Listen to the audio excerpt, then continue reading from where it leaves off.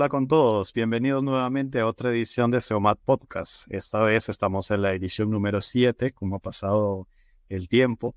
Y bueno, hoy vamos a hablar de nacionalismo. Eh, Así como hemos hablado, digamos, del lema de la Revolución Francesa, ¿no? Igualdad, fraternidad, bueno, libertad, igualdad. Bueno, hoy vamos a hablar algo relacionado a la fraternidad, que es el concepto de nación, el nacionalismo, ¿no? Bueno, como siempre, acompañado de Martín Bernabé. Hola Martín, ¿cómo estás? Muy agradecido, Denis, por esta nueva oportunidad. A Reyles también le extiendo el mismo agradecimiento y también un agradecimiento especial a todos quienes nos ven y escuchan mediante la plataforma virtual de YouTube. Y estoy ahorita bien, tranquilo. Hola Reyles, ¿cómo estás? Muy buenas noches, aquí muy feliz, bendecido de estar nuevamente juntos para compartir este podcast, como bien lo decías, para cerrar ese lema de la Revolución Francesa: libertad, igualdad, fraternidad. Esa fraternidad de la Revolución Francesa, que es una fraternidad de espaldas a la cristiandad, es decir, de espaldas a ese Dios Padre. Es una unidad de los hombres, pero a la manera de Babel, donde los hombres se apasionan en un proyecto de espaldas a Dios Padre. Excelente, tenemos de verdad bastantes símbolos y bastantes eventos a los cuales podemos remitirnos cuando hablamos de nacionalismo, ¿no? Eh, Incluso podemos hablar del concepto de lo que es la nación. Eh, bueno, quiero hacer un pequeño recuento sobre todo para las personas que recién se están incorporando a ver nuestros videos. Anteriormente nosotros hemos hecho un podcast relacionado a ideologías políticas. En ese podcast hemos abarcado conceptos como lo que es la ideología, hemos hablado también un poco de las ideologías, digamos, predominantes. Después hemos estado desarrollando de forma más específica cada ideología. Tenemos un capítulo sobre liberalismo, tenemos un capítulo sobre socialismo y bueno, ahí corresponde nacionalismo. Entonces, les recomendamos que sigan, digamos, la secuencia de los videos para que no se pierdan de todo de lo que hemos hablado, ¿no? Bueno, y sin más que agregar, comenzamos de lleno con este tema. Y siguiendo el método escolástico, vamos a comenzar con el concepto. Martín, ¿cómo podemos definir el nacionalismo?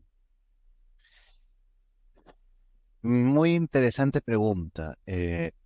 Lo que mucha gente no sabe es de que cuando se habla mucho bueno, acá en Perú eso es famoso el tema del nacionalismo, del patriotismo, los patriotas, ¿no? Y surgió el tema del nacionalismo más para por así ponerlo, para la derecha. Eh, lo que no se dice es que justamente el origen del nacionalismo tiene que ver con la izquierda, con la Revolución Francesa, porque en el famoso juramento del juramento del patio de la pelota, algo así, tiene un nombre, nombre así, eh, se juró de que le iban a dar una nueva constitución, palabras más, palabras menos, a la nación. Justamente ahí es justamente ahí es donde nace el tema. Nación como, y naturalmente se le da como una autodeterminación política, ¿no? De que a quienes representan ellos, el pueblo que representan ellos, va a decidir su futuro, ¿no? Hasta las últimas consecuencias, vamos a decirlo así. Esa es la connotación política que le da. La definición, ¿y por qué aparto de este contexto? Y voy a poner este primer precedente porque quiero partir del segundo, que es nada más y nada menos que Marx.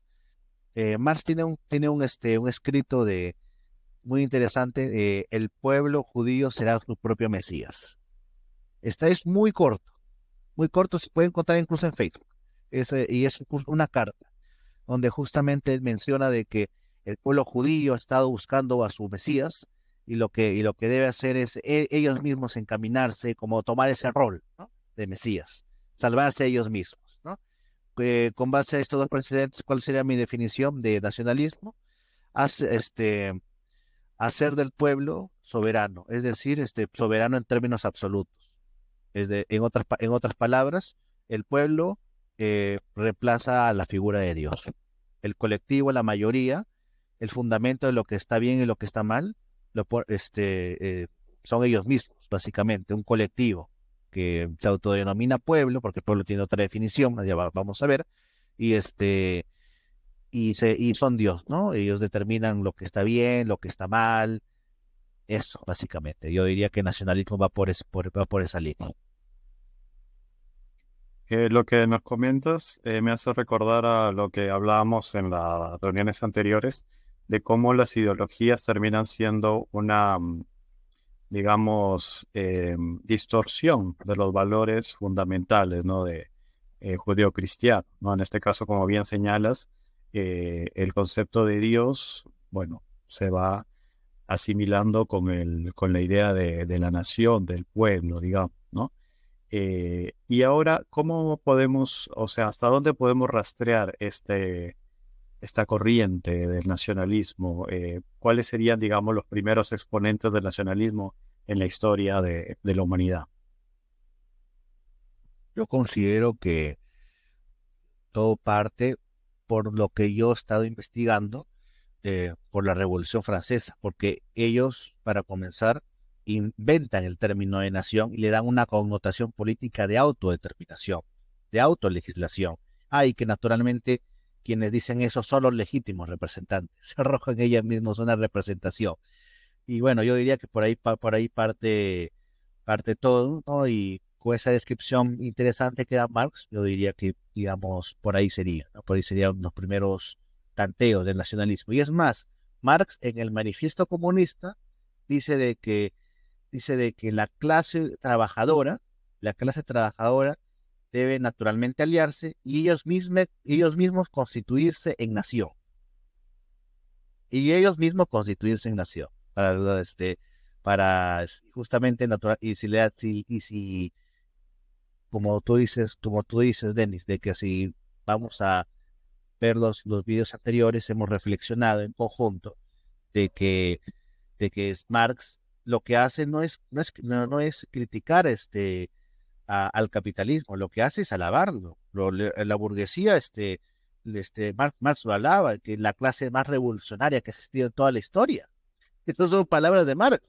Y y justamente no es anticapitalista, Marx es postcapitalista, pero quiere llevar el capitalismo hasta sus últimas consecuencias. Y para llevar el capitalismo a sus últimas consecuencias, necesita llevar todos sus conceptos. En este caso también la de nación.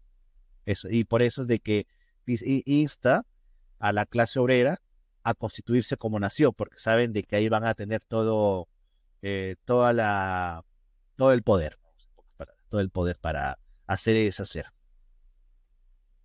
Entiendo, entiendo. Este concepto de poner, digamos, a la nación como una especie de Dios, me hace recordar a este famoso dicho, la voz del pueblo es la voz de Dios, ¿no?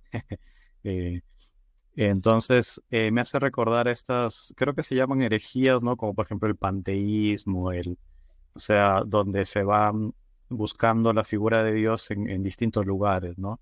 En el universo, en las personas y demás. Entonces me hace pensar de que el nacionalismo de alguna forma nace, como bien señalas, ¿no?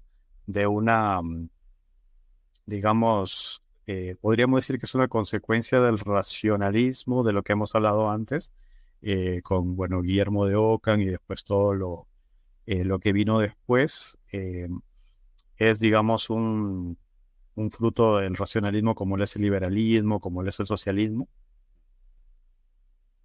Claro, por supuesto, porque la razón, y esto también lo hemos reflexionado en conjunto, a la razón, al quedarse sin un contexto y querer comprenderlo todo, y pensando en su principio de razón suficiente de que todo tiene una razón de ser, es justamente que ese es el inicio perfecto para todas las ideologías, es decir, para todo desarrollo, para toda construcción de la política, de toda idea de la política, toda idea de lo social, partiendo de axiomas, que es justamente lo contrario. Si tú quieres estudiar lo político y lo social, debes investigar qué hay y luego con base en eso dar propuestas. Es justamente la gran paradoja de la modernidad, ¿no? Que justamente se alaba la razón, pero lo que hace lo que hace el racionalismo es al final destruir la propia razón, ¿no? Porque al no encontrarse en un marco, y como dice, esto ya lo dice el doctor Tad Turbina Padilla, es la razón sin encontrarse en un marco se vuelve loca. Y eso es lo que ha pasado. Claro. De hecho, es una parte de una reflexión que también hicimos, recuerdo, en el capítulo de ideologías, donde hablábamos de que la ideología tiende a tomar como verdades algunas afirmaciones que no han sido sometidas a un criterio riguroso eh, digamos, del juicio, de la experimentación, del descubrimiento, ¿no? En este caso podemos hablar de un sinnúmero de cosas que son sin razones realmente, ¿no? Por ejemplo, si pensamos en el nacionalismo racista, ¿no? Resulta que un pueblo cree que su raza es superior, pero, o sea, lo toma como una verdad ya, o sea, es así porque es así, ¿no? Entonces, y se vuelve un despropósito y bueno, comienza toda una serie de perjuicios, ¿no? Para los otros pueblos y demás, ¿no? Entonces, ¿qué tan, qué tan cercano, digamos, está la idea del racismo dentro del nacionalismo? ¿Existe una especie de nacionalismo que no segregue a otros pueblos? Ah, buena pregunta. Mm, Para comenzar, las sociedades tribales siempre, o las comunidades tribales, en sus inicios, es decir, desde el Paleolítico, eh, no sé si decir todas, pero una gran mayoría de sociedades tribales alrededor del mundo discriminaban de acuerdo a raza. Por motivo de supervivencia, entendamos que la moral no estaba muy desarrollada, que digamos, en el Paleolítico, pero una de las razones fue esa. Ahora, eh, justamente implica una idea de racismo, el nacionalismo. Yo soy de la idea de que no necesariamente. Depende justamente de quienes se arrojan esa representación del nacionalismo. Si el nacionalismo, si los líderes del nacionalismo, los autoproclamados representantes de ese pueblo, de esa nación, dicen, les es conveniente no discriminar, no lo harán. Pero si les es conveniente discriminar, sí lo harán. Es justamente, yo pienso que va más por ahí, ¿no? Porque hay que entender esto. La nación, nosotros, digamos, desde nuestro punto de vista, bueno, voy a hablar particularmente, desde el punto de vista, eh, sí existe en términos culturales. Es decir, pero hay que definir qué es una nación, ¿no? La nación, en su verdadero sentido, es una comunidad donde es una comunidad donde comparte naturalmente costumbres, pero que hay un lazo donde digamos, no hay tiempo. Donde al mismo tiempo, por así decirlo, valga la redundancia, al mismo tiempo conviven tus antepasados, tus congéneres, los tuyos, que están en el presente, y la generación futura. Eso es, por ejemplo, es la definición que más me ha gustado de nación. Lo da el doctor Miguel Ayuso Torres en La incompatibilidad del nacionalismo, un paper muy interesante. eh, y justamente es la comunidad, justamente la nación, es esa comunidad donde conviven al mismo tiempo generaciones pasadas, pero ¿cómo es posible esto? Mediante el legado que dan, mediante digamos, la ciudad que dan, mediante la patria que dan, que es el suelo que te han dado, ¿no? Patria es el suelo que te han dado, ¿no? Este, convive el presente y naturalmente los que están ahorita, los tuyos, están los que puedes ver, pero por lo que puedes interactuar y convive el futuro, la generación que vendrá. Eso es nación en términos culturales. Ahora, si comprendemos eso como nación, eh, naturalmente, no está determinada digamos, ellos mismos no pueden hacer su propia norma, porque ya están siguiendo la tradición, están siguiendo la ley natural, están siguiendo la ley divina. Lo que hace el nacionalismo es coger ese concepto y decir, ahora nosotros ponemos la ley, lo que es bueno y lo que es malo, ¿no? La ley natural, la ley positiva, la ley divina, por lo que ellos son, digamos, y ahora ya reemplazan a Dios. Yo diría que va más por ese camino. Entiendo. Reyles. Yo quisiera citar unas líneas del libro La nave y las tempestades de Alfredo Sáenz, que ya lo he citado anteriormente, que habla acerca de cuáles son las consecuencias de esta soberanía del pueblo a la cual hacía alusión mi amigo Martín. Y entonces él lo hace en el tomo de la Revolución Francesa, cuando habla de los pensadores contrarrevolucionarios. Es decir, se nos ha vendido que la Revolución Francesa fue idílica, pero ya en el mismo momento de la Revolución Francesa hubieron pensadores de otros países de Europa que se pronunciaron contra la Revolución Francesa. Y uno de ellos fue Burke. Y citando a Burke y comentando a Burke, el padre Alfredo Sáenz escribe lo siguiente. Dice, la soberanía del pueblo, la voluntad general, pretenden reemplazar la voluntad y la soberanía de Dios. La sumisión abyecta a la ocasional voluntad del pueblo. Ocasional, eso hay que subrayarlo. Entonces dice, la sumisión abyecta a la ocasional voluntad del pueblo necesariamente voluble. La voluntad del pueblo es necesariamente voluble. Y dice, la sumisión abyecta a la ocasional voluntad del pueblo necesariamente voluble extingue todo principio moral. Extingue todo principio moral. Todo uso del propio juicio, y acá es realmente lo que estamos viviendo, que estamos viendo ya hacia periodos de locura, y toda consistencia de carácter, y hace que los ciudadanos se entreguen a la ambición de los psicofantes populares. Psicofante es un individuo despreciable, y hace que los ciudadanos se entreguen a la ambición de los psicofantes populares o de los cortesanos aduladores. Creo que eso es lo que estamos viviendo actualmente. Justo estábamos hablando en las reuniones anteriores cuando se toma la ideología como una herramienta, ¿no? De algunos líderes, ¿no? Hablábamos de líderes que realmente creen en la ideología de corazón, la profesan, piensan que el mundo es así, y otros que lo toman como una manera, pues, de manipular, por ejemplo, las masas. Martín.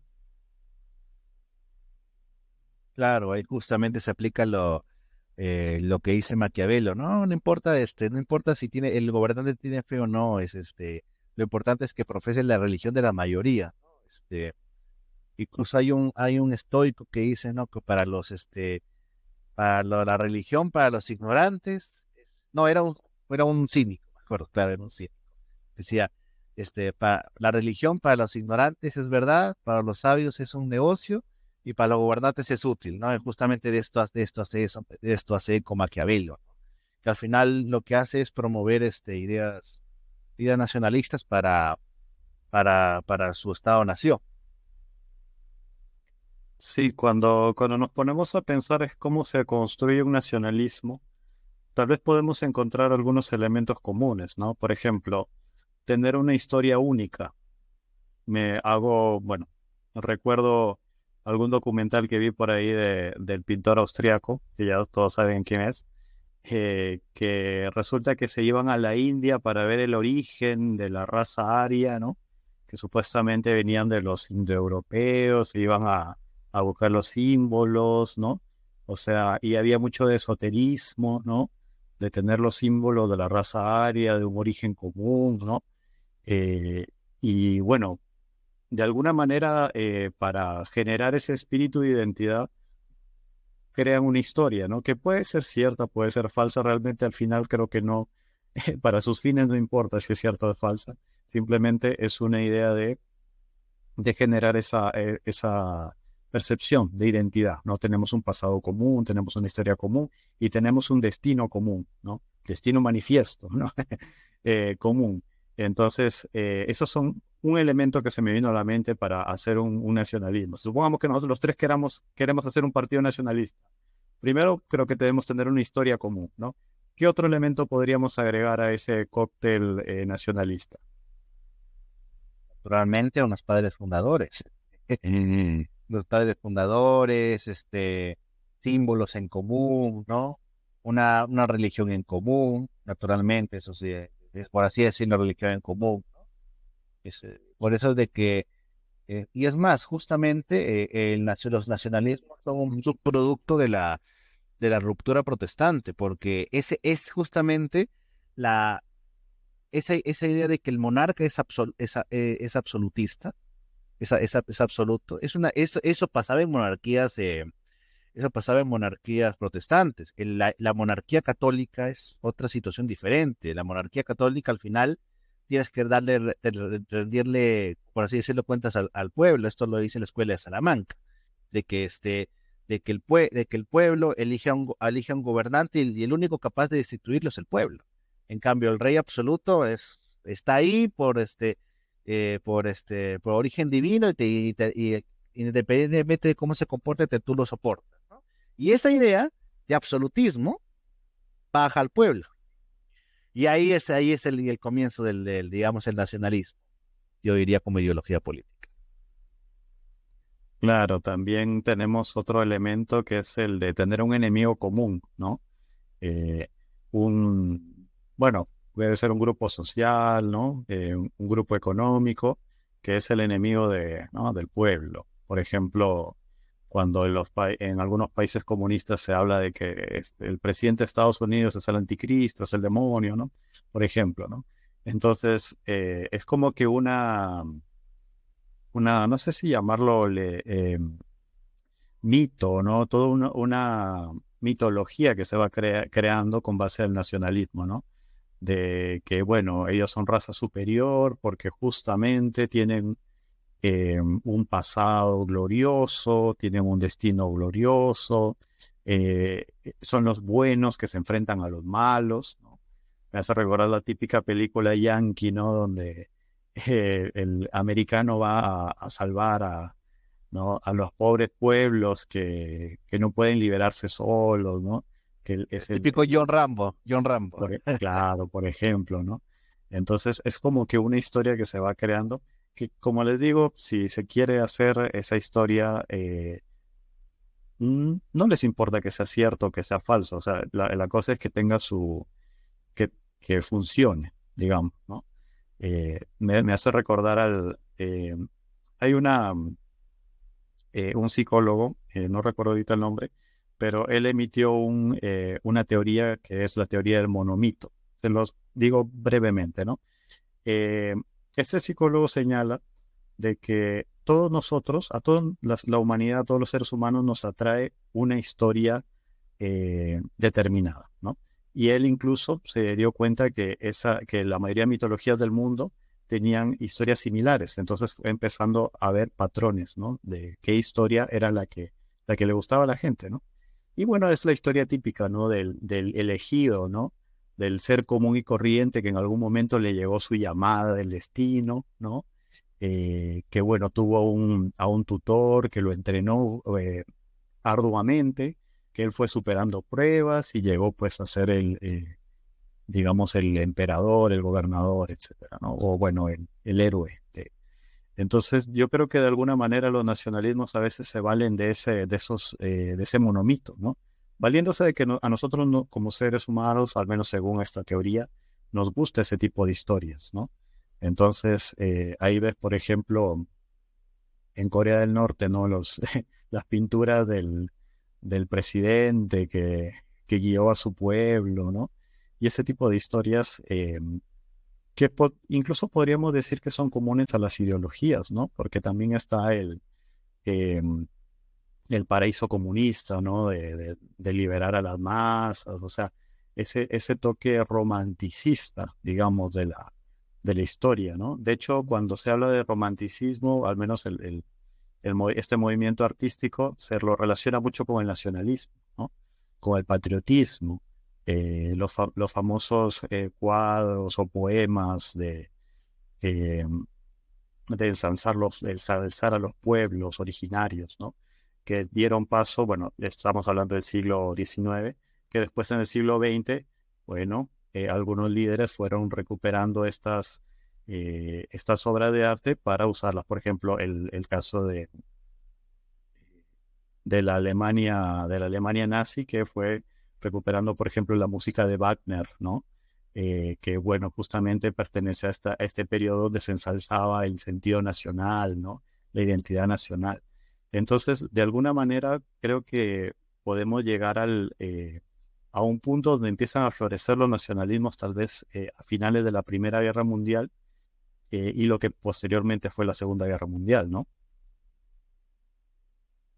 Claro, claro. El monomito creo que tiene, tiene que ver con Joseph Campbell, creo, un antropólogo. Joseph Campbell, sí. Él es el Sí, autor, sí. sí, justamente yo hice un trabajo para la maestría en colaboración con alguien, para claro, un trabajo final y lo citábamos bastante a Joseph Campbell y no le gustó mucho, profesor. Eh, sí, justamente teniendo en cuenta de que, bueno, según Aristóteles, hay mitos verdaderos y mitos falsos, porque el mito, de acuerdo a su origen, digamos, a su origen etimológico, la definición antropológica es una historia. Y hay historias que se aproximan más a la verdad o son de plano verdad, eh, y hay historias que son completamente falsas, ¿no? Eso sí hay que dejarlo claro, ¿no? Por ejemplo, esta historia pues que mencionas, Denis, de que hubo un pueblo, que descendió de los vikingos hizo una gran supremacía, ¿no? A nivel mundial, ¿no? Y que según un autor que también cité pues, en el tema de la cristiandad, decía de que no, que fueron unos elementos de determinada religión que fueron depredando poco a poco esa gran civilización, que crearon ese pasado glorioso. Bueno, sí, esos son peligros de los mitos falsos, ¿no? Ahora tampoco hay que caer yo soy de la idea que tampoco hay que caer en el racionalismo extremo, ¿no? Que como al final de cuentas el racionalismo es irracional, ¿no? Ya no estás dentro de un marco, no vas a proceder bien, ¿no? Eso es lo que también, y al final justamente como concluimos, ¿no? Como reflexionamos juntos, las ideologías lo más curioso es que todas las ideologías políticas son, son subproducto del racionalismo. Son producto, subproducto del falso principio de razón suficiente, que todo debe tener una causa, ¿no? Y una razón de ser, perdón, todo debe tener una razón de ser, nada se nos puede escapar. Ya bueno, eso ha llevado también a atrocidades también, digo. Justamente quería llegar a esto último que mencionaste, ¿no? De las consecuencias del nacionalismo. Creo que la historia tiene muchos ejemplos de las consecuencias que puede llevar ese tipo de ideología elevada pues a su máxima potencia, ¿no? Creo que el ejemplo, el ejemplo que uno se pone a pensar en primer lugar pues es la Alemania nazi directamente, ¿no? eh, Tiene como que todos los componentes, ¿no? En considerarse un pueblo diferente, y no solamente diferente, sino superior, tener un enemigo común, crear historias, mitos, digamos, del origen de la nación, ¿no? Eh, Fomentar esa identidad, ¿no? Esa identidad de que ellos tienen unas características distintas a las de otros lugares, otros países, ¿no?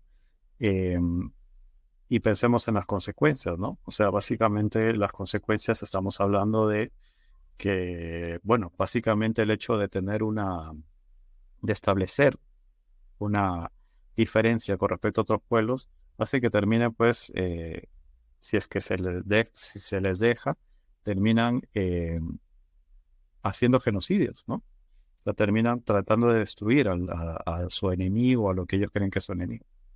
Entonces, eso nos lleva a pensar de que el nacionalismo, pues, cuando se lleva al extremo, termina siendo, pues, algo terrible, ¿no? Eh, Sin embargo, el nacionalismo es, creo, algo que de alguna manera es parte de nuestra educación, me parece, ¿no? Cuando vamos a la primaria, pues el himno nacional, ¿no? Los héroes nacionales, ¿no? Eh, de hecho, creo que los himnos nacionales se compusieron en el siglo XIX, ¿no? La época de los nacionalismos, ¿no? Reyles. César Vidal, en una de sus entrevistas con Miklos Lukács, hace una diferencia entre nacionalismo y patriotismo. Y dice que el nacionalismo es un amor exacerbado por la patria, pero con desprecio de los otros pueblos. Y el patriotismo es un amor sano hacia la patria, ¿no? Después existe un politólogo mexicano, Alfredo Jalife, que él, cuando hablaba de la disputa actual del mundo, hablaba de globalistas contra nacionalistas. Pero después, en una de sus conferencias, dice que va a corregir el término nacionalismo, que ya no va a usar el término nacionalismo, porque tiene una connotación históricamente negativa. Y entonces cambia su terminología, el politólogo mexicano Alfredo Jalife, y dice ahora globalistas contra soberanistas. Sí, interesante justamente por lo que hablábamos de que el nacionalismo, pues, dada estos antecedentes, pues representa algo que espanta, ¿no? Sin ir muy lejos, pues, cuando en las elecciones de cualquier país latinoamericano o hispanoamericano hay un partido que se dice nacionalista, ¿no? Empieza ya a haber eh, lo, un miedo, digamos, un temor, ¿no? Que va a estatizar todo, que va a cerrar las fronteras, más o menos es como que el ideario común que tenemos, ¿no? Respecto a este tipo de palabras, digamos, de términos nacionalistas, ¿no? Eh, bueno, entonces estamos hablando de la Segunda Guerra Mundial. Otro ejemplo claro de nacionalismo, pues, ha sido el fascismo, ¿no? En Italia, que, bueno, son componentes muy similares, ¿no? La idea de un pueblo elegido, por decirlo de alguna manera, ¿no? La idea de unos valores compartidos, ¿no? Mussolini, que promovía que hay que, digamos, defender los valores tradicionales del pueblo italiano, ¿no? Que, bueno, también es parte, ¿no? Del cóctel del nacionalismo. Eh, ¿Qué diferencia podríamos, ya dado que hemos hablado de las similitudes, trazar entre el fascismo y el nazismo? ¿Nazismo o fascismo? ¿No? O sea, diferencias entre ambos, sí. Ya con respecto al nacionalismo. Sí, claro, con respecto a la forma de nacionalismo que apoyaron cada uno. Ya. Hay un filósofo, ahí estoy buscando su nombre para que no para que no vengan a decir que dónde está la fuente, la fuente. Sí, Eh, no te preocupes, no te preocupes que... Carlos Daniel Laza. Carlos Daniel Ok, Laza. Ya. Ya. Él es un filósofo y un teólogo muy interesante y tiene una entrevista. Justamente el padre Javier Olivera Rabasi lo entrevistó, está como, tiene que ver con la teología del pueblo, y lo entrevistó con respecto a la teología del pueblo. Y justamente para hablar del fascismo, lo que mucha gente no tiene ni idea a veces. Y a veces no es muchas veces no es culpa de propiamente de la gente, sino que repite a los puestos expertos, y los expertos tampoco no están bien ubicados en ese sentido. Eh, para tú hablar de qué es fascismo, tienes que partir de metafísica. ¿Por qué? A ver, eh, el problema de lo uno y lo múltiple. El problema de lo uno y lo múltiple. ¿Qué significa esto? A ver, eh, de que el ser, lo que Heidegger ya luego hablaba del video del ser, que a lo que se refiere de que el ser es de que la existencia más real que se puede dar. Ya luego viene Santo Tomás de Aquino a decir es Dios, justamente es ser. Eh, pero como los denominados presocráticos, que yo prefiero denominarlo al igual que el filósofo e historiador Jonathan Ramos, como ontólogos, porque se preguntaba por el ser, decían, ¿qué era el ser? Parménides respondió, es uno. Pero ustedes dirán, ¿pero por qué? Y lo que verán y escucharán, ¿pero esto qué tiene que ver con política, con todo esto, con lo social? Bueno, a las personas que piensen de que toda la realidad se puede resumir en una, no lo metan a hacer política, decía este filósofo Carlos Daniel Laza. ¿Por qué?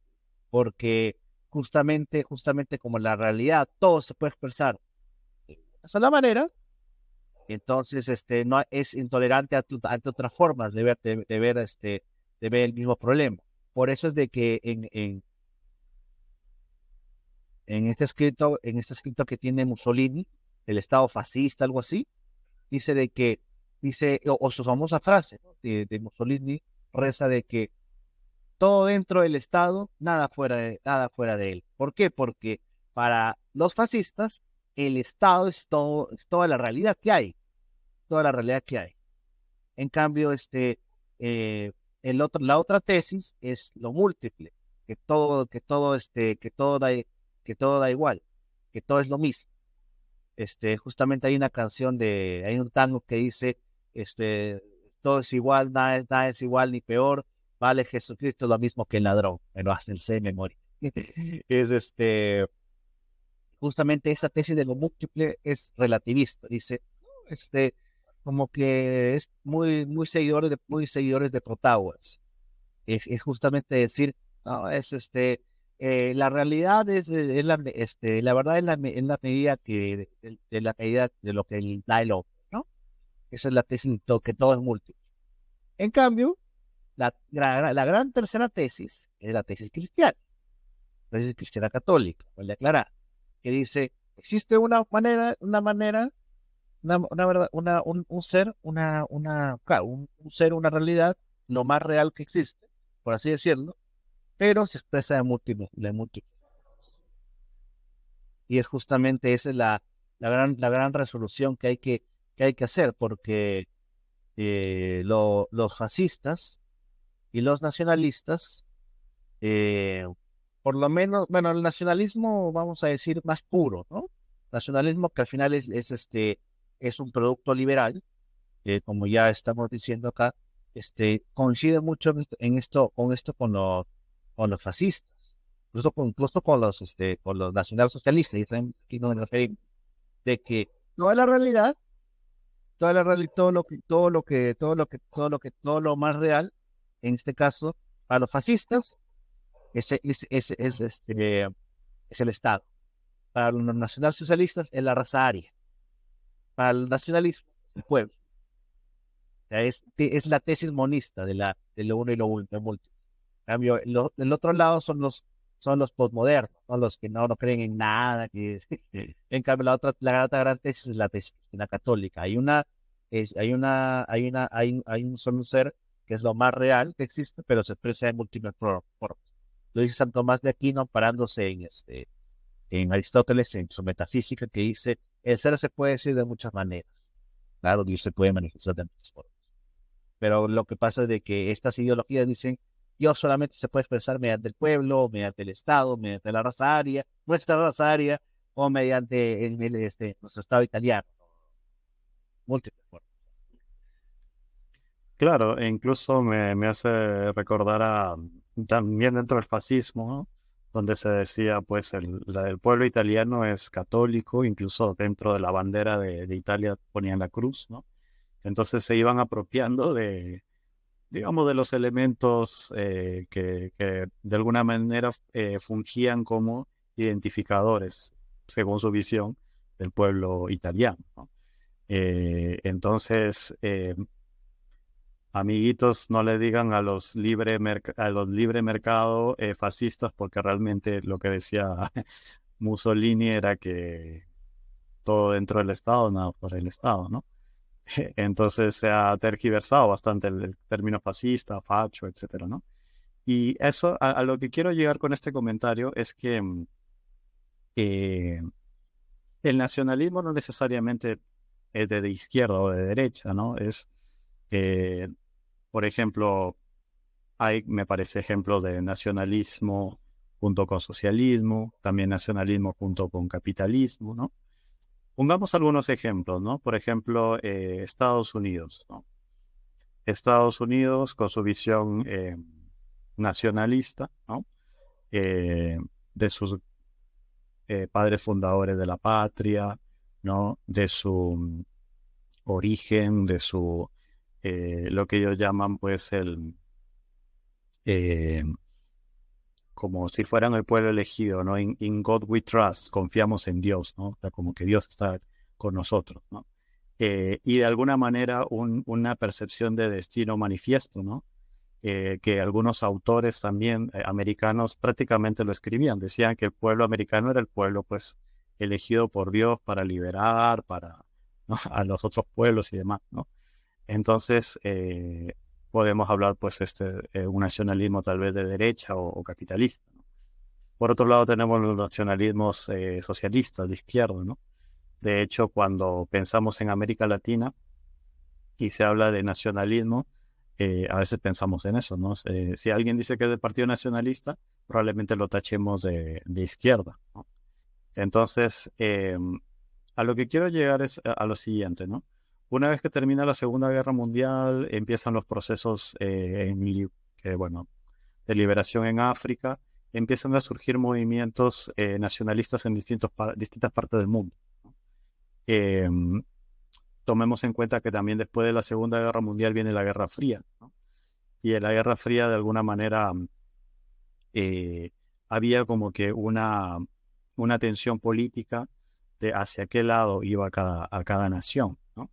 Entonces, en ese escenario, ¿cómo es que surgen los movimientos nacionalistas en Hispanoamérica o podríamos decir en general en los países en desarrollo? Yo pienso que bajo la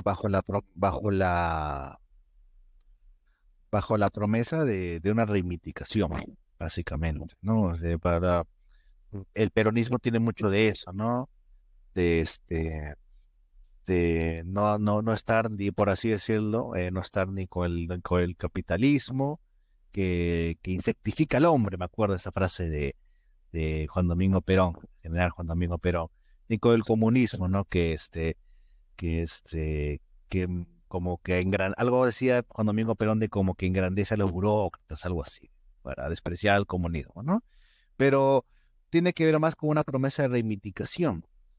Pero justamente acá son muy pocos los marxistas que le han hecho caso a Marx. Poco curioso, porque Marx decía de que justamente en el Manifiesto Comunista la clase obrera debe constituirse en nación. Y acá, pues, bueno, naturalmente acá en Perú se ha visto el fenómeno totalmente contrario. La izquierda ha abrazado valores internacionalistas, y valores liberales, pues, claro, valores liberales. Entonces, entonces en ese sentido, ha perdido bastante apogeo, ¿no? Perdió una gran oportunidad en tener la centralidad en tener una centralidad política. Por ejemplo, acá en el Perú, el APRA tuvo esa centralidad política que la izquierda tiene envidia, reclama, tiene cierta hostilidad hacia el APRA por eso. ¿Pero por qué? Porque justamente el APRA tiene un concepto de nación. Así, a su manera, tiene un concepto de nación. Y justamente lo que después ya se preocuparon por ver esa izquierda que ahora llamamos izquierda caviar. Es eso al final. Eh, y aquí quiero hacer una siguiente reflexión, ¿no? Cuando Stalin estaba por recibir básicamente las tropas nazis a Moscú, porque ya era inminente la derrota. Lo que yo le reconozco a Stalin en primer lugar, bueno, le reconozco tres cosas, ¿no? Que son directamente de la guerra, ¿no? Primero, los nazis capturan a su hijo, ¿no? Y pensaban chantajearlo a Stalin con eso. Y se rumorea, pues, de que el hijo de Stalin era tirado para el otro bando, si me dejo entender. Ya, Claro, claro. ya, y pensaban chantajearlo a Stalin, ¿no? En ese sentido, para decir, tengo a tu hijo, a ver, algo así, pensaban los nazis, ¿no? Y llama a los nazis Stalin y le dicen que le pasen con su hijo. Y le dice, como no pudiste vivir como hombre, al menos muere como... Segunda cuestión, al ver que ya todo estaba asediado, su comando político, sus burócratas más cercanos, decían, vámonos de acá, vámonos, no sé, de Siberia a armar la remontada. Dijo, no, me quedo. Stalin dijo, yo me quedo. Perfecto. Número 3, cuando convocó al Ejército Rojo, bueno, así se le llama propagandísticamente el Ejército Rojo, tenía esa denominación, pero no dijo vamos a luchar por mar, por el internacionalismo, no, no, no, vamos a luchar por la madre Rusia, vamos a luchar por la madre Rusia. Y es justamente la lección que no entendieron acá a la izquierda, acá se enfrascaron mucho en valores internacionales y despreciaron mucho lo que hace un país característico, ¿no? Y bueno, y en eso tampoco Mariátegui apoyó, ¿ah? Porque acá José Carlos Mariátegui es visto como un gran intelectual, pero es un gran reproductor de la leyenda negra. Es más, y es lo peor de todo, anglófilo, Mariátegui, anglófilo, lo peor de todo, ya, porque hay una frase, la peor de todas, de Mariátegui, José Carlos Mariátegui, que dice, mientras a Estados Unidos llegaron gente como que de bien, gente que hace las cosas, ¿no? Acá en Perú llegaron eh, aves de carroña por los españoles. En esa frase, o sea, y yo no sé por qué hay un pata por ahí como que reivindica a Mariátegui como nacionalismo.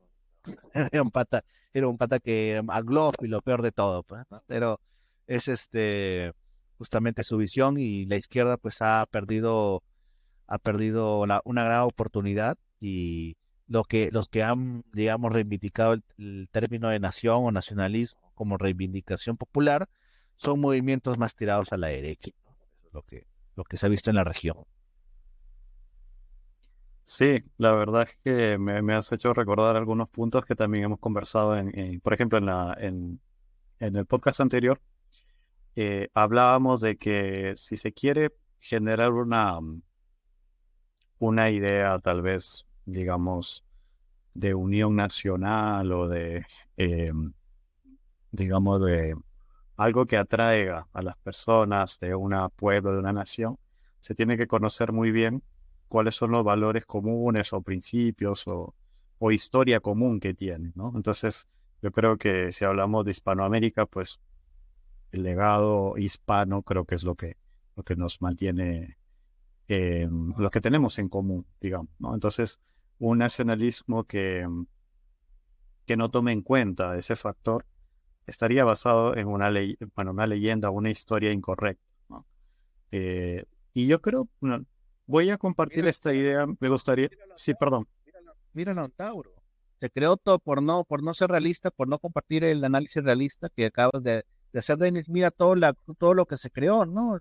El no soy peruano, soy tahuantinsuyo, que ya se creó toda una historia aparte. Eso nada más que Claro, en las famosas historias que hablábamos que es parte del cóctel que nos genera el nacionalismo, ¿no? Pero hay que tomar en cuenta de que las historias también hay que saberlas escribir, ¿no? O sea, hablábamos de que la historia fundante de un nacionalismo puede que no sea la real, ¿no? O sea, en el gobierno nazi pues hablaba que había un pasado común indoeuropeo y bueno, anda ve a saber si eso es verdad o no, pero bueno, les daba como que no, esa es nuestra historia y ya, no lo refutaban, ¿no? Yo no sé qué tan válido sea de que en el Perú alguien diga, nosotros, nuestra historia es que somos descendientes de los incas y demás, y no sé qué tanta, eh, o sea, qué tanta aceptación tendría si nos ponemos a tomar en cuenta, pues, primero que hablamos español, ¿no? O sea, los tres estamos hablando español y la mayoría de peruanos hablamos español, o sea, y no sé qué tanto nos conectaría a los incas, realmente no lo sé. Eh, Reyles, me parece que levantaste la mano. No, pero estaba revisando un poco de las raíces del nacionalismo germánico y tienen sus raíces en la Revolución Protestante. En la Revolución Protestante surge un odio eh, de Alemania hacia un resentimiento de Alemania hacia Roma. Y entonces, de esa manera se gesta el nacionalismo germánico. Justo estaba acá leyendo unas citas del libro que hace poco, bueno, vengo estudiando, que es La nave y las tempestades, y dice acerca del nacionalismo, lo que está hablando. Dice, parece indudable que el nacionalismo germánico de larga data imbuido en pasión antirromana, ¿no? Párrafos anteriores venía explicando el libro lo que vengo diciendo, de cómo durante la revolución protestante surgió esa alergia hacia Roma. Dice, tuvo una parte considerable en la gestación de la rebelión protestante. El nacionalismo de por sí no tiene nada de malo, bien entendido es parte de la virtud del patriotismo. Pero hay un nacionalismo depravado que se da cuando se nutre de odio hacia otras naciones. En la Europa cristiana, este nacionalismo de tipo negativo que se nutre de odio hacia otras naciones, se fue engendrando a medida que los vínculos de la cristiandad se aflojaban e iban surgiendo las monarquías absolutistas, es decir, en el ocaso de la Edad Media. Interesante, ¿no? Cómo todo se está conectando, ¿no? El protestantismo, que dicho sea de paso está bueno para hacer un capítulo, ¿no? Sobre el protestantismo. Está muy bueno ese tema. Martín, sí, justamente, ya que toca el tema Reyes del nacionalismo germánico, Lutero es considerado como un padre de la nación alemana, justamente porque, digamos, aprovecharon ese movimiento de Lutero para afirmarse en contra de Roma, ¿no? Y en segundo lugar, tú mencionabas, Denis, de que había una situación de que no sé qué tanto en común tengamos con los incas, ¿no? Para considerarnos sus descendientes. Es que justamente es la historia mal explicada, justamente la leyenda negra. Justamente lo comentaba con Reyles, ya cuando estaba en Chiclayo, ahorita estoy en Lima, como acá los quienes nos ven y escuchan, les informamos, este, yo mencionaba le mencionaba a Reyles de que acá, entendemos como que el Perú el Perú comenzó como con las civilizaciones antiguas, antes de los incas, que luego llegaron los incas, y que no, que los españoles, invadieron con algo llamado Perú. Para comenzar, no existía el Perú antes de la llegada de los españoles, existía el imperio de los incas. Y es más, Pizarro, Pizarro,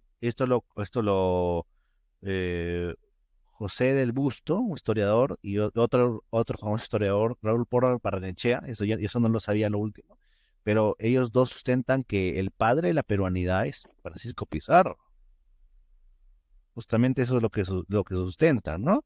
De que al unirse, qué es el Perú? La unión de todos que vencen al imperio inca. Y que creen el común de los peruanos, que somos peruanos en la medida en que nos identificamos con lo inca, ¿no? Es al revés, es justamente cómo se venció a ese imperio que oprimía, y cómo nos entendíamos mediante la cruz. Está bien, se respetaba el lenguaje de cada civilización, pero para entenderse teníamos que hablar español. Y es lo que nos une. Y es lo que la gente de izquierda no ha hecho ese análisis, ya, pero Mariate, y que siguen con Mariate, y ya, bueno, te das una idea de que no entendieron bien la historia. Sí, es curioso cómo se quedan tal vez en un discurso prefabricado que incluso el mismo Stalin superó, como mencionaste, acertadamente, ¿no? Y bueno, lo mismo con Mao, em, que bueno, que se dieron cuenta pues que tienen que hacer un movimiento para su propio pueblo, ¿no? De hecho, hablamos de Mao también en el capítulo anterior, en el podcast anterior. Bueno, estamos hablando de los nacionalismos en América Latina. El caso del peronismo es muy interesante, ¿no? Porque, bueno, claro, se planteaban como una tercera vía, y tengo entendido, corrígeme si me equivoco, que no eran negros legendarios, que yo sepa. Perón reivindicaba bastante el pasado hispano. ¿Es así? No, es más, decía de que España había hecho una civilización. En Argentina no entró mucho la leyenda negra por el tema de las Malvinas. ¿Por qué? Porque justamente el argumento para reclamar Malvinas es que pertenecieron fueron España, mejor dicho, en pocas palabras, y que Malvinas le corresponde. Por eso no entró mucho la leyenda negra, pero Juan Domingo Perón, de Rosas, todos ellos eran, eh, eran totalmente en contra de la leyenda negra. Incluso actualmente quien a cada rato reivindica mi ley, Alberdi. Alberdi naturalmente en un inicio liberal, pero al final se da cuenta de su error, que al hacer una constitución que beneficiaba a los ingleses se da cuenta, ¿no? Y él, digamos, tiene unas escritos y unas anécdotas bien interesantes en el sentido de que él reconoce que fue usado por los ingleses. Claro. Aunque esa anglofilia se ve bastante en muchos pensadores de toda Hispanoamérica, ¿no? Por ejemplo, Sarmiento era prácticamente quería que Argentina siga el mismo camino que Estados Unidos, ¿no? Eh, digamos que consideraba que se tenía que seguir ese estilo, digamos, esa forma de pensar eh, anglosajona, ¿no? Alberdi, que muy bien mencionaste, que en su época, digamos, de alienación, por decirlo de alguna manera, quería que en Argentina se hable francés, por ejemplo, ¿no? Entonces yo creo que tenemos mucho de eso en nuestros pensadores republicanos, ¿no? Uy, en Perú ni quiere hablar, ¿no? Hay muchos que veían hacia Francia, ¿no? Que veían hacia Inglaterra. Entonces, creo yo que de alguna manera los ingleses hicieron un buen trabajo esparciendo la leyenda negra, ¿no? Porque había como que un repudio total hacia lo hispano, ¿no? ¿Y por qué estamos hablando de esto? No porque el tema sea la leyenda negra, sino que para hablar de nacionalismo en Hispanoamérica hay que entender pues cuál es la identidad nacional de Hispanoamérica, ¿no? Y cómo de alguna manera algunos nacionalismos cuentan una historia que a todas luces pues no tienen ni pie ni cabeza. Entonces, ¿qué pasaría si nosotros quisiéramos armar un partido nacionalista con una historia sólida, ¿no? ¿Qué historia sería la que deberíamos contar? En primer lugar, yo considero de que bajo esa tesitura hipotética, naturalmente, en primer lugar hay que reconocer que el Perú no los hispanistas tienen un grave error. No los hispanistas en general, sino un sector de los hispanistas dice, ¿cómo es posible que hay mucha gente que piensa que cree que el Perú comenzó en 1821? Ya, las personas, las que creen eso ya se están fregados, ¿ya? Eso sí, hay personas que piensan así, ¿ah? Hay personas con doctorado que piensan que cuando comenzó el Perú en 1821, ya. Pero ahora,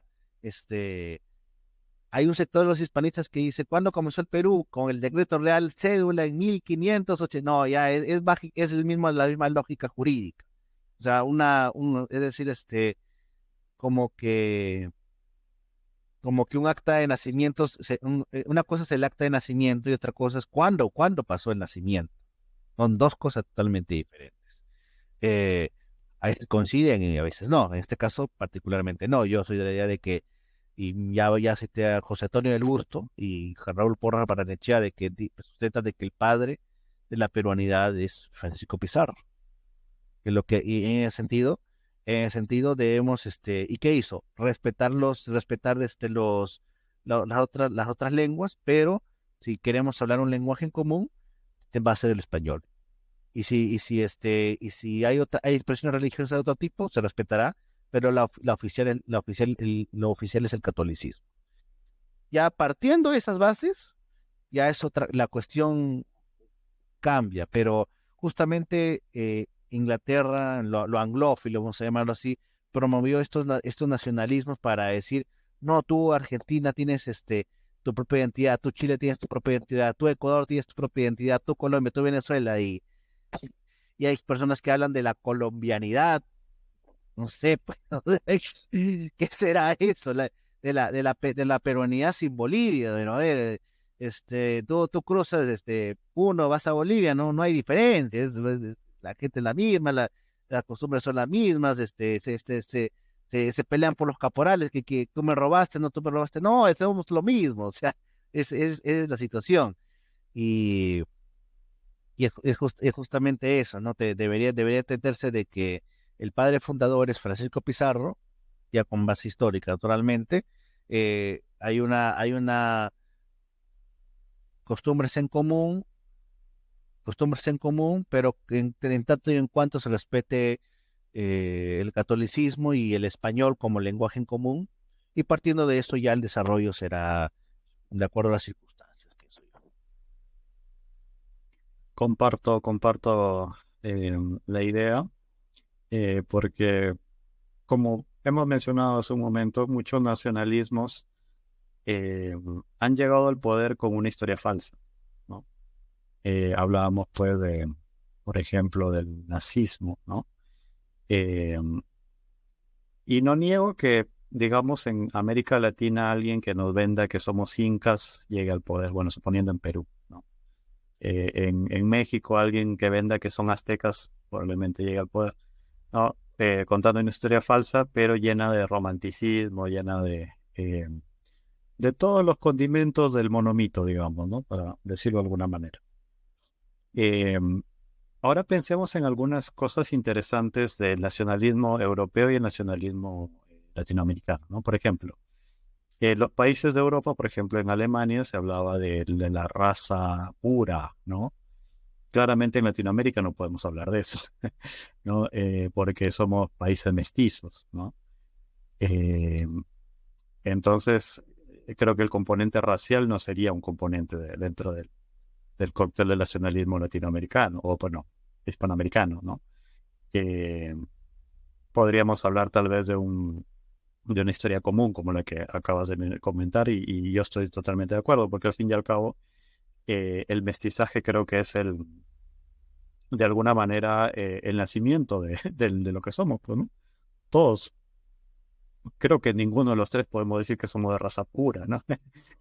Entonces, a lo que voy es que es como que los elementos son hasta distintos, ¿no? Hablamos más de términos tal vez culturales e incluso, me atrevo a decir, como bien también señalas, de, de unidad con otros países, ¿no? Por ejemplo, yo sé que el tema Perú y Chile es complejo, ¿no? Pero hay que tomar en cuenta que mucho de esa guerra pues se debió a la influencia inglesa, ¿no? Entonces, de alguna manera, el divide y vencerás pues ha sido muy, muy bien logrado, ¿no? Sí, creo que tenemos que reconocerle algo a los ingleses es que, que han conseguido resultados, ¿no? Eh, entonces, ¿cómo nos sanamos de esas heridas de luchas entre países, ¿no? Por ejemplo, yo no soy de la idea de que se borren los límites, ¿no? O sea, que ya Perú deja de ser Perú, Chile deja de ser Chile, etcétera. Pero sí soy de la idea de que se llegue a pensar la historia sanando un poco las heridas de las luchas internas que ha habido, ¿no? Por ejemplo, Paraguay, la guerra de la Triple Frontera, que fue un genocidio total, ¿no? Y yo creo que ahí es más difícil todavía, ¿no? Imagínense, pues, una guerra que prácticamente, corríjame si me equivoco, aniquiló casi a todos los hombres del Paraguay. Incluso los niños salían a pelear en las últimas batallas, ¿no? Las Entonces, las mujeres salieron a mujeres, ¿no? pelear. Salieron a pelear, ¿no? Hay una batalla de niños también, incluso. Entonces, yo creo que hay muchas heridas por sanar de las luchas internas que ha habido después de terminado el periodo virreinal. Entonces, ¿cuál sería el primer paso para, como les digo, tener un nacionalismo sano, digamos, sin repudiar digamos, a los otros pueblos y demás, ¿no? ¿Existe alguna especie de antídoto de medicina para quitarnos todas o curar esas cicatrices que tenemos históricas?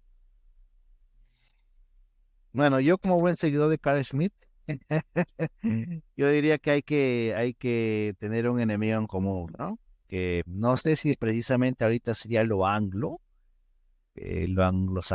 porque ya es justamente, justamente que a mí, como una vez definí, ¿qué es el globalismo? Anglobalismo, ¿no? Los principios, los valores de lo anglosajón a todo el mundo se quiere aplicar como principios universales, y no, pues no, naturalmente eso no es así.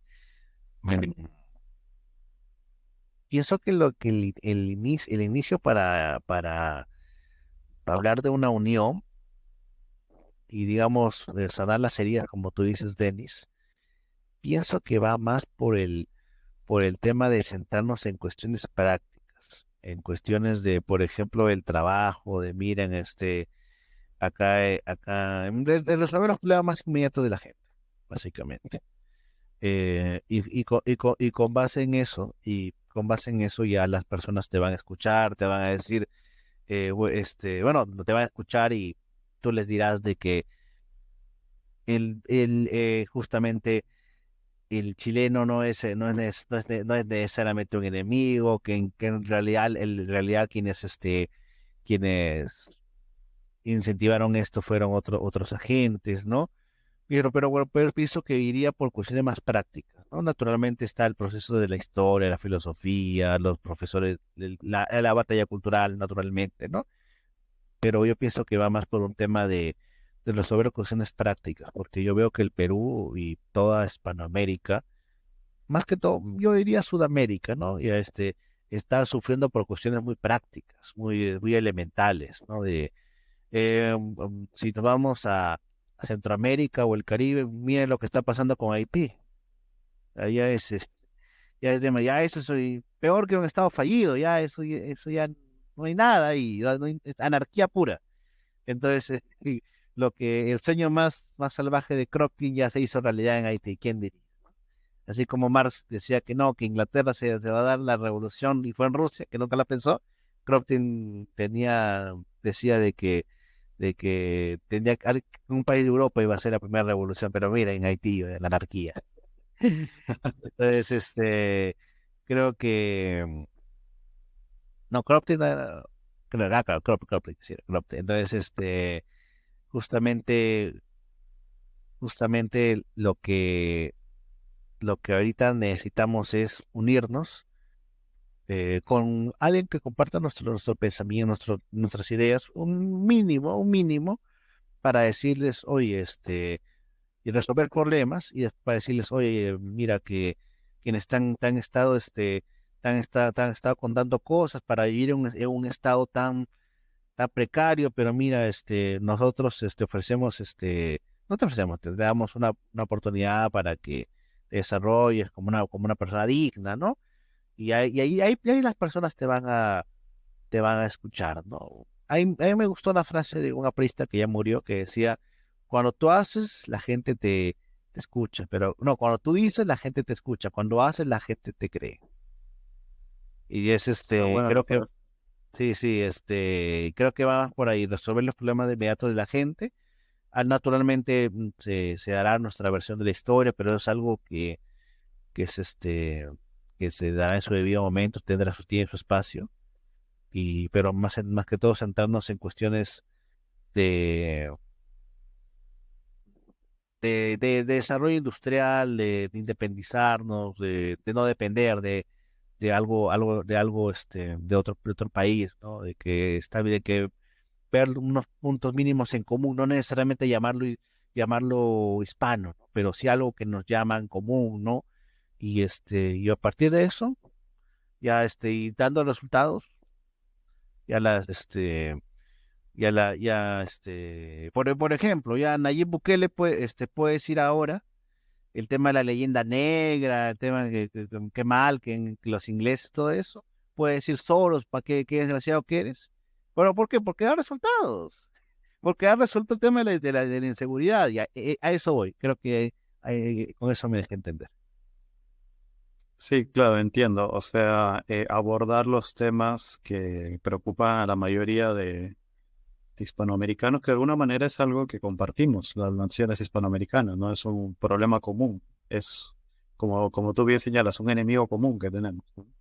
Eh, el exceso de imperialismo, ¿no? Por decirlo de alguna manera, que hace que eh, no haya ningún tipo de fomento de la industria nacional. Por cierto, quiero entrar en este tema de no sé si llamarlo nacionalismo económico, pero creo que es algo que, les pongo por ejemplo el caso creo que más conocido, o los dos casos más conocidos, el de China, ¿no?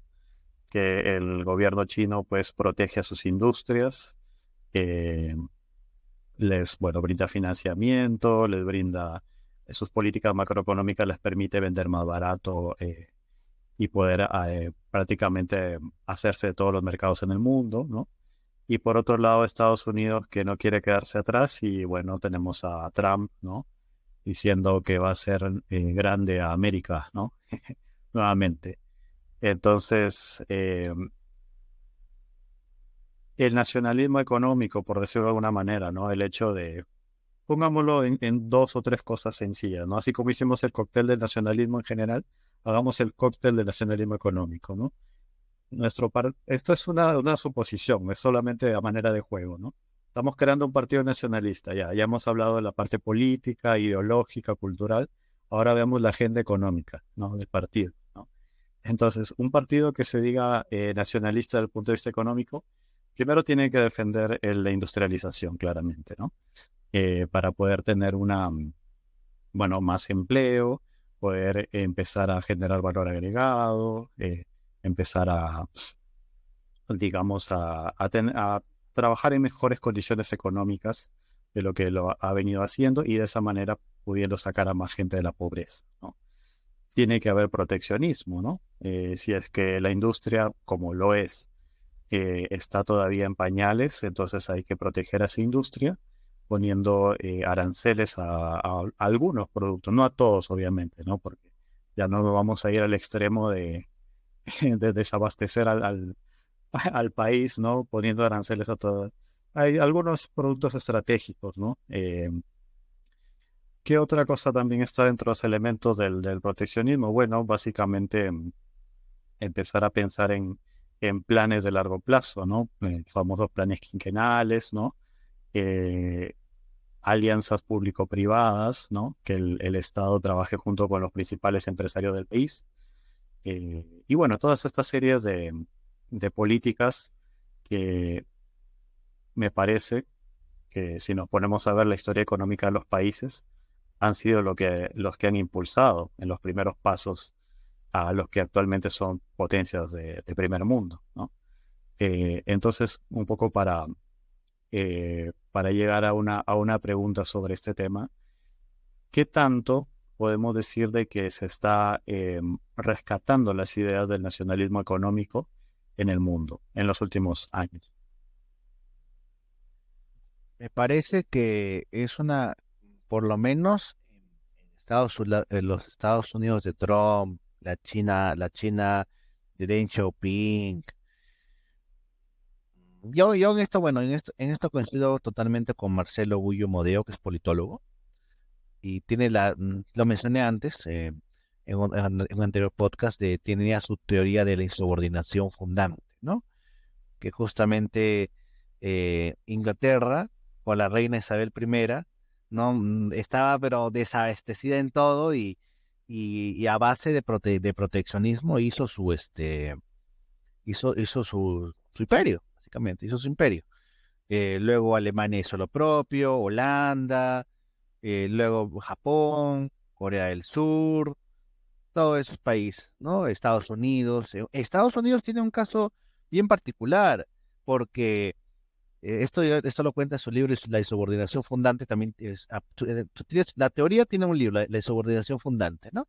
Y en este libro da cuenta de que algo bien interesante, ¿no? Que Abraham Lincoln, en sí, la historia que se cuenta es que le declaró la guerra al sur por el tema del esclavismo, y no era eso. El tema era que quería industrializar el país y el sur no le convenía porque vendía sus productos con libre comercio a Inglaterra.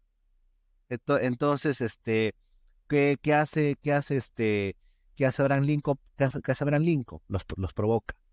Libertad para los negros. Y ahí como que se alteran el sur y ellos hace de que ellos vayan a la guerra, que digamos ellos den el primer paso, vayan a la guerra. Y ya Abraham Lincoln con cálculos, ¿no? Decía, bueno, en última instancia nos va a costar mucho, pero vamos a ganar, y efectivamente los cálculos fueron correctos. ¿Por qué digo todo esto? Porque hay cartas donde él dice, señores del sur, no nos hagas problemas. Eh, eh, sacamos el tema de la eliminación de la esclavitud, es decir, que vuelva el status quo anterior, pero acepten el proteccionismo. Esa es la parte que no te cuentan, pues, es la parte que no te cuenta. El sur se opuso, no, que vivimos de esto, bueno, ya ahí están las consecuencias, ¿no? Fueron aplastados. En parte Brasil quiso hacer eso. Claro, Brasil lo hizo, ¿no? Y malamente lo quiso hacer con Odebrecht. Ya, pero es otra cosa, es corrupción, ya no es insubordinación fundante.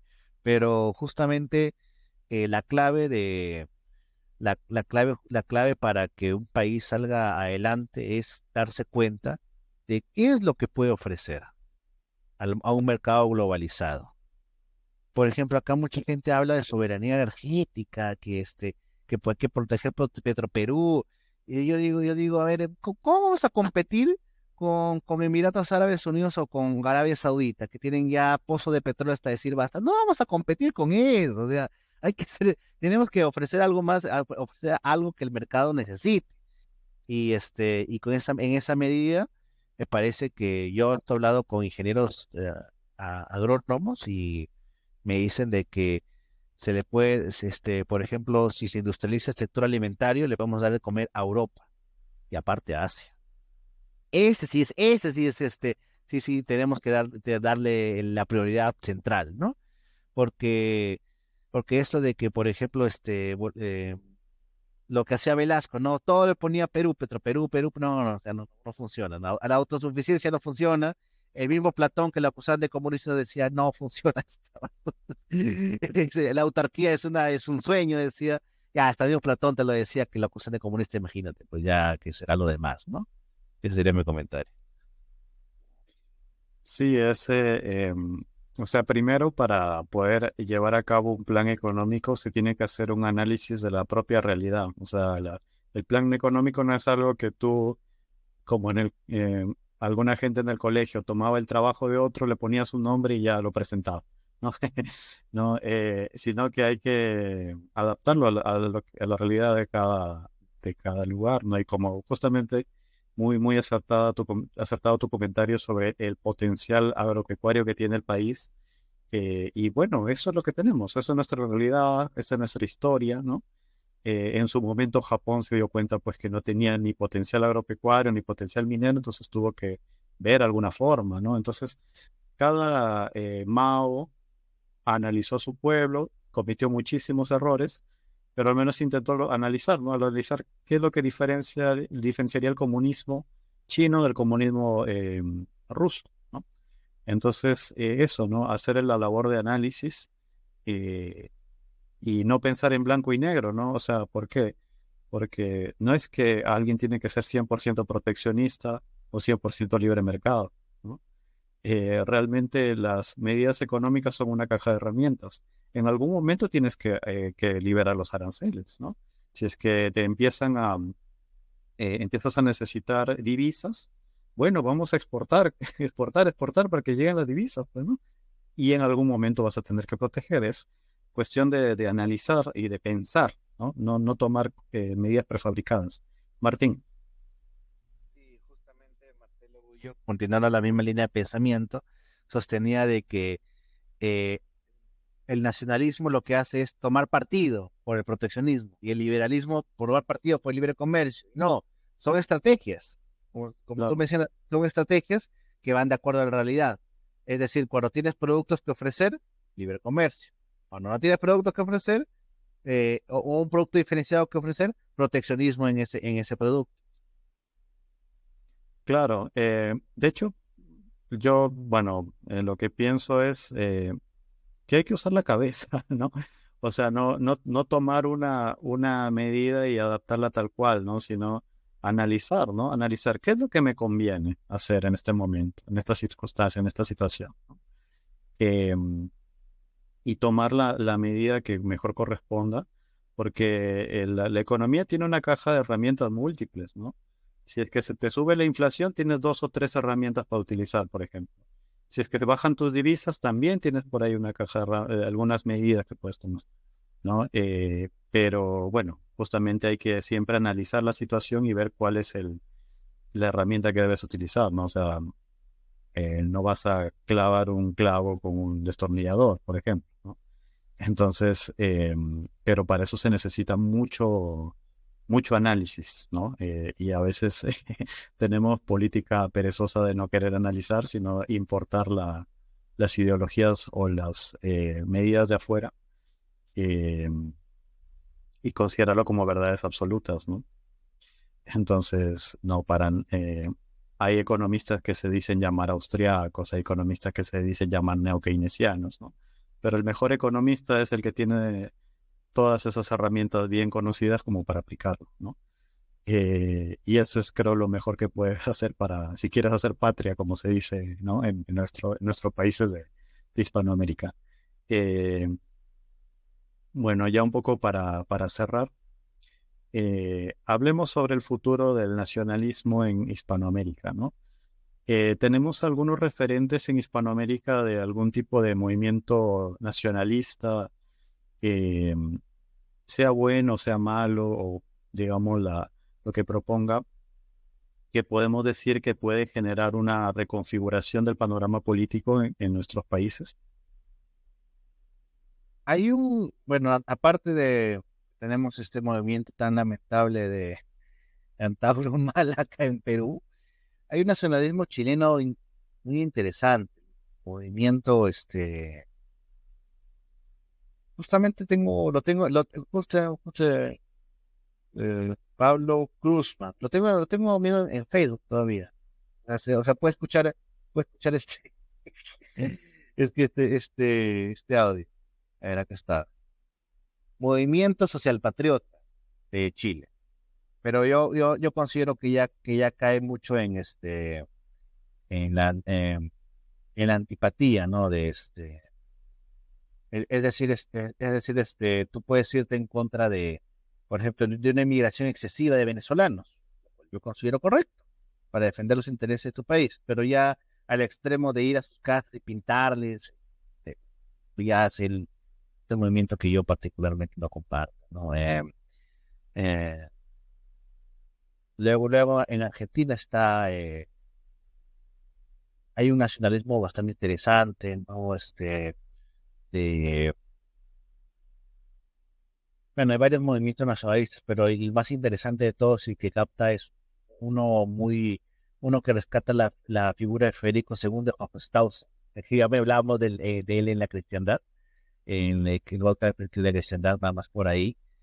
Eh, eh, y ahí en Colombia está este tema de la colombianidad, no sé sinceramente cómo saldrá eso, pero bueno, y luego ya en Venezuela hay un politólogo que está con el tema del nacionalismo.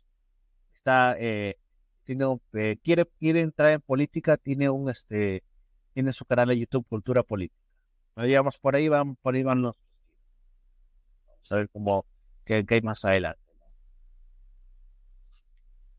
Sí, al parecer no, claro, tenemos una diversidad yo creo que de alguna manera desde, a ver, ya un poco también para cerrar, porque realmente hay muchos temas de los cuales nos gustaría hablar, pero todo tiene su momento.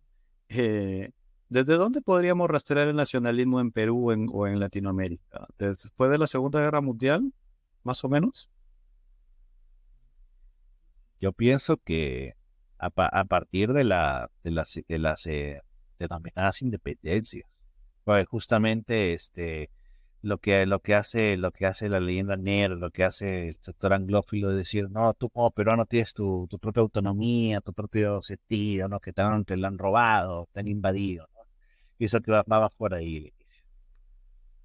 Interesante, interesante. Ya hablaremos sobre las revoluciones libertarias de Hispanoamérica, que también va a ser un tema muy interesante.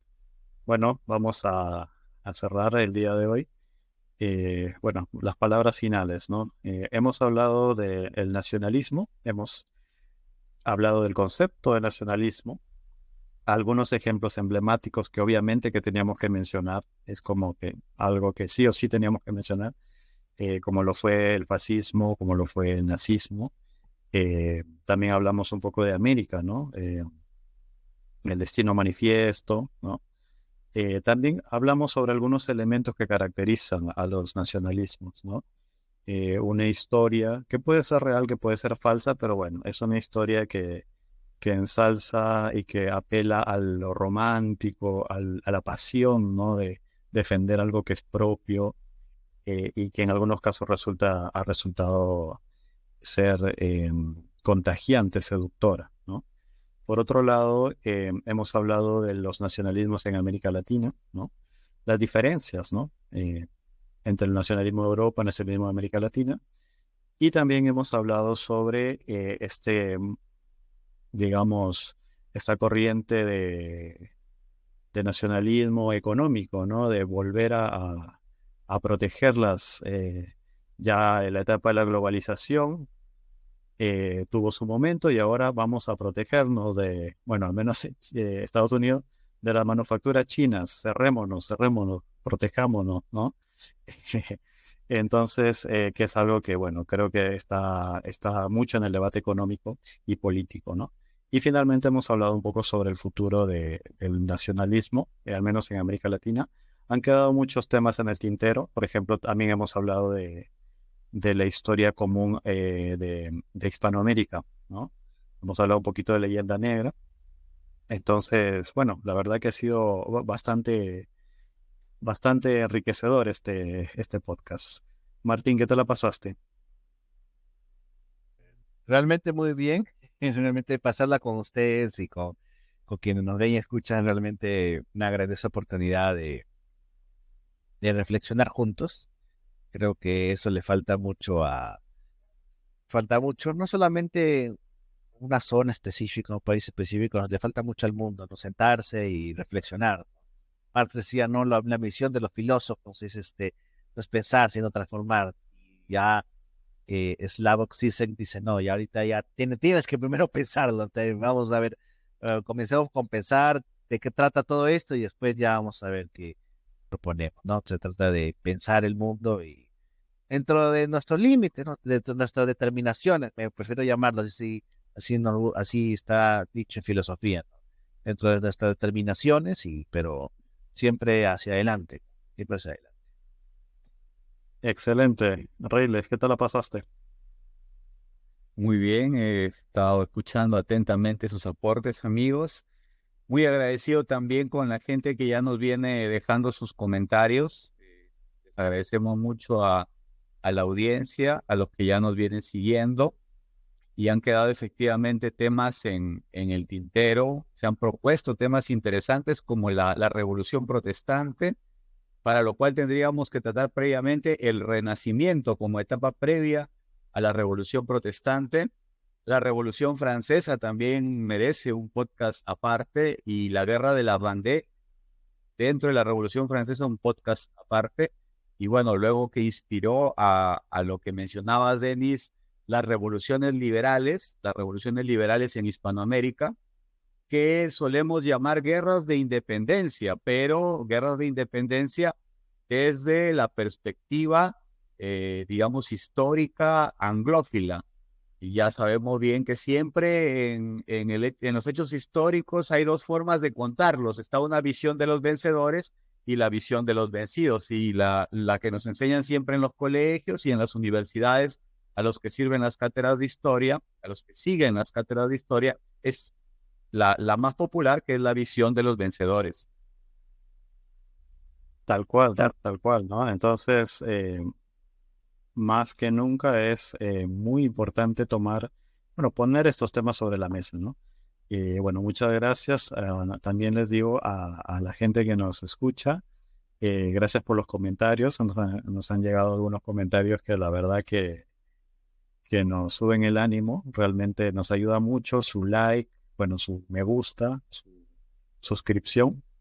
Y si desean dejarnos algún tema que les gustaría que tratemos o algún comentario, si no están de acuerdo con algo, realmente nosotros valoramos mucho el diálogo, ¿no? Entonces, siéntanse libres de comentar y empezar a formar una comunidad, que al fin y al cabo es lo que queremos, ¿no? Una comunidad de debate. Qué importante que es el debate en la sociedad, es muy, muy importante y creo que estamos poniendo un granito de arena para poner en debate estos temas, ¿no? Que nos importa a todos y que también nos llama mucho la atención. Bueno, muchas gracias por estar con nosotros. Que la pase muy bien. Hasta luego. Hasta luego. Yes.